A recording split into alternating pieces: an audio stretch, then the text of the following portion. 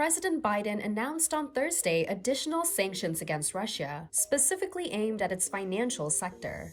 According to a White House fact sheet, the assets of Russia's largest banks will be cut off from the U.S. financial system, and some of its largest enterprises, including Gazprom, will be frozen out of American financial markets. They have slashed foreign credits and foreign direct investment and may have reduced Russia's economic growth by 2.5 to 3% a year. That is about $50 billion per year.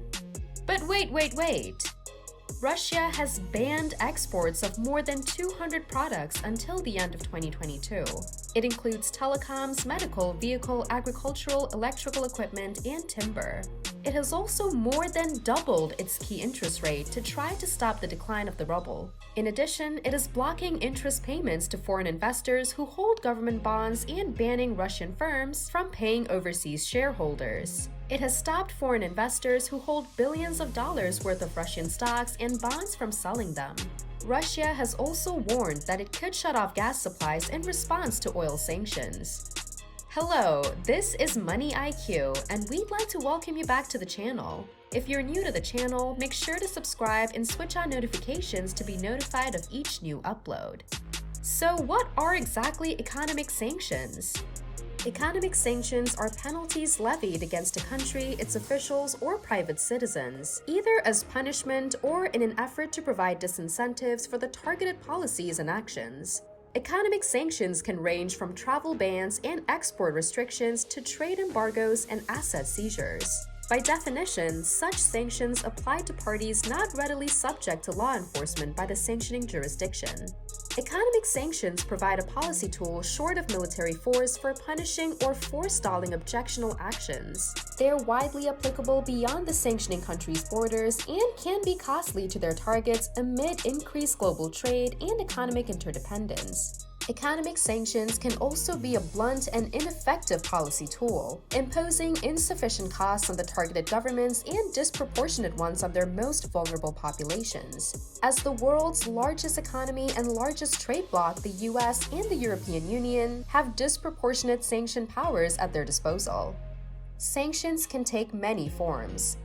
Economic sanctions can be imposed unilaterally by a single country or multilaterally by a group of countries or an international organization. Sanctions measures include embargoes. A trade embargo is a broad ban on trading with a country, though it can sometimes include exceptions for the supply of food and medicines on humanitarian grounds. Cuba, Iran, and North Korea have long been subject to U.S. trade embargoes. Export controls. Export restrictions bar the supply of specified products, services, and intellectual property to targeted countries.